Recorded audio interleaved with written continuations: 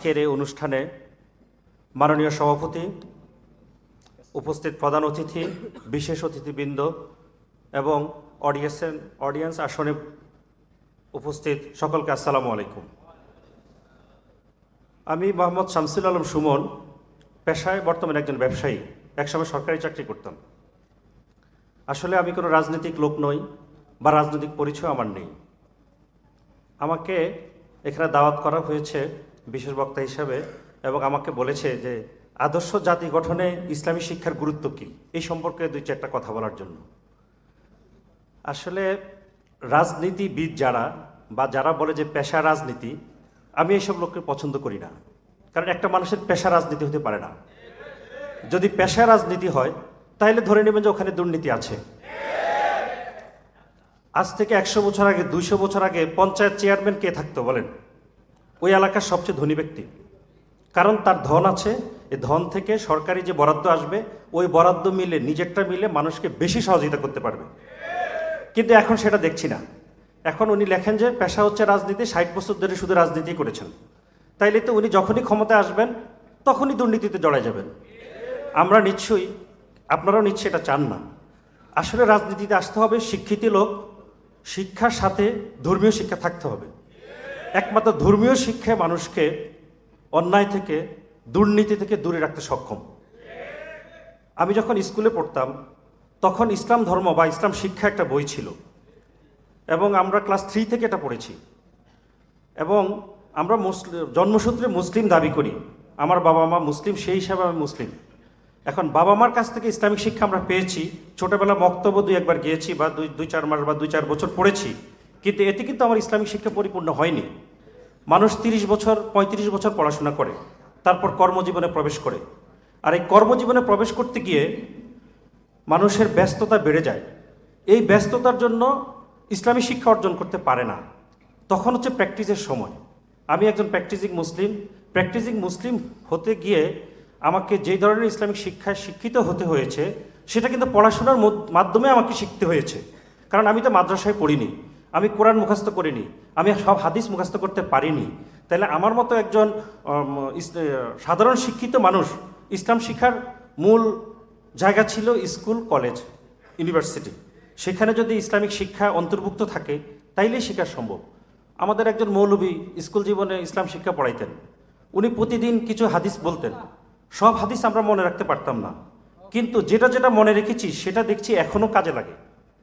আজ যদি আমার স্কুলে সেই ইসলাম শিক্ষা না থাকতো বা সেই মৌলবী যদি না পড়াইতো তাহলে হয়তো আমি জানতাম না ইসলামের 5টি রুকুন, নামাজ, হজ, রোজা, জাকাত। এই যে ইমানটা আমাদের সবাই আছে। আসলে একজন প্র্যাকটিসিং মুসলিম হিসাবে বা বাংলাদেশের প্রেক্ষাপটে আমি যে ইসলাম দেখি, এটা শুধু আমাদের মুসলিমদের ইমান আছে। আমরা বিশ্বাস করি আল্লাহ এক, আল্লাহ অদ্বিতীয় এবং তাওহীদের প্রতি আমাদের কোনো শরিক নাই, বা আমরা এটা বিশ্বাসও করি না যে অন্য কেউ শক্তি আছে। আর একজন মুসলিমের বাকি যে গুণগুলি থাকা দরকার এগুলি আমাদের মধ্যে নাই। আমানতদারিতা আছে, কয়জনের আছে বলেন? বিশ্বস্ততা, প্রতিবেশীর হক, বাবা মার হক, পারিবারিক হক, স্ত্রীর সাথে ভালো ব্যবহার। আমরা কিছুই করি না, শুধু ইমান। এবং রোজার সময় রোজা রাখি, নামাজের সময় নামাজ পড়ি। ব্যবসা করি, ব্যবসার ক্ষেত্রে আমরা মানুষকে ঠকাচ্ছি। সৎভাবে ব্যবসা করার চিন্তা চেতনা নাই। এটার একমাত্র কারণ হচ্ছে ইসলামী শিক্ষার অভাব। আমি অবশ্যই মনে করি বাংলাদেশের কালচার অনুযায়ী এখনও প্রত্যেক শ্রেণীকক্ষে ইসলাম শিক্ষা বাধ্যতামূলক এবং সেই ইসলাম শিক্ষার মধ্যে মূল জিনিসগুলি একটা মানুষের জীবনে যা যা লাগবে এগুলি সব কিছু অন্তর্ভুক্ত করতে হবে। সেটা বয়স অনুযায়ী, ক্লাস অনুযায়ী। একটা ক্লাস 10-এর একটা বাচ্চা ইসলাম শিক্ষা যতটুকু লাগবে, যেই টাইপের জিনিসগুলি লাগবে, এটা হয়তো 6-এর বাচ্চার লাগবে না। তাহলে জাতীয় শিক্ষাক্রম যারা সাজাবেন, জাতীয় শিক্ষাক্রমের বইগুলিতে যারা চ্যাপ্টার অন্তর্ভুক্ত করবেন, ওনাদের দায়িত্ব হচ্ছে কোন সাবজেক্ট, কোন ক্লাসের বইতে কোন সাবজেক্ট থাকবে এবং কোন বিষয় থাকবে সেই বিষয় অন্তর্ভুক্ত করতে হবে।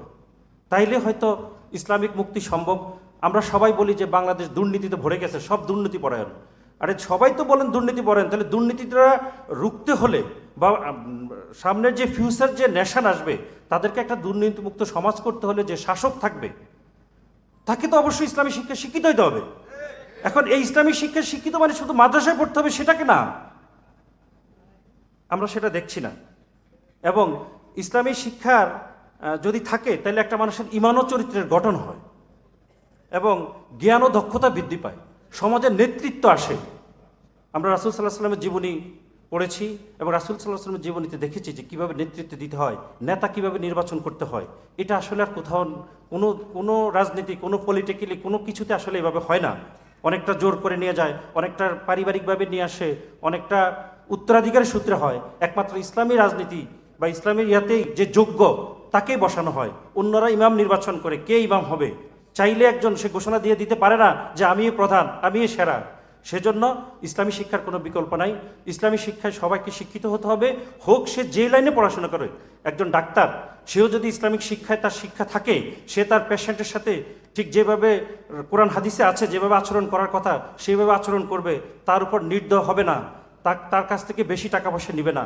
একজন ব্যবসায়ী, সেও যদি ইসলামিক শিক্ষায় শিক্ষিত হয়, সে কখনো তার কাস্টমারকে ঠকাবে না।